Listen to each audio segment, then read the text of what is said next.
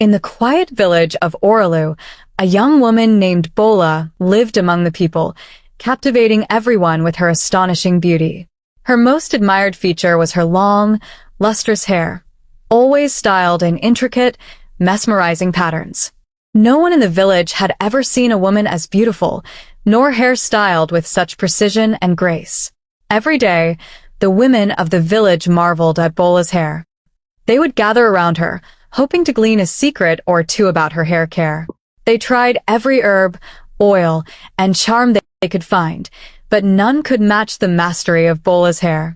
What the village women did not know was that Bola's beauty was not natural, nor did her hair come from the same rituals and charms they followed. Bola possessed a secret so deep, not even her closest friends knew. At night, when the moon was high and the village slept, Bola performed a ritual of her own. Beneath her beauty lay a strange and eerie ability. Bola could remove her own head, carefully detaching it from her body. She would place it on her lap and begin to style her hair with an unnatural precision, something no human could accomplish. This was the only way Bola could maintain her enchanting beauty. Her head, separated from her body, allowed her to see and reach every corner of her hair, crafting the intricate designs that left the village in awe each morning. No one knew about her nighttime activities.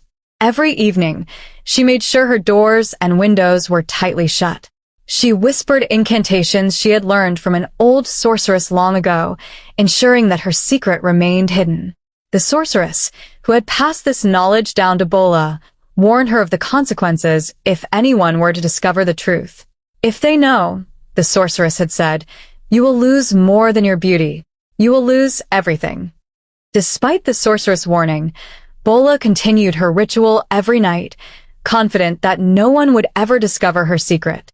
By day, she basked in the admiration and envy of her fellow villagers, and at night, she quietly performed her eerie ritual. The admiration was not limited to the common people. Word of Bola's beauty soon reached the palace. King Adewale, a young and powerful ruler, heard tales of the enchanting woman with the most beautiful hair in the village. Curiosity gnawed at him, and he longed to see her for himself. One evening, as the king rode through the village, his eyes fell upon Bola for the first time. She was unlike anyone he had ever seen, her beauty so radiant it made his heart skip a beat. From that moment, he became infatuated with her, determined to make her his queen. The village women, though envious, were powerless to rival Bola's charm. They whispered among themselves, speculating on how she could look so perfect day after day. "There must be magic involved," some said. "No one can be that beautiful without sorcery." Though the whispers grew, Bola remained unaffected. She had spent years perfecting her routine, and she knew that none of the other women could ever match her. But deep within, a growing unease settled in her heart. One night, while performing her ritual, Bola paused. A flicker of doubt crept into her mind. What if someone did discover her secret? The thought terrified her, but she brushed it aside.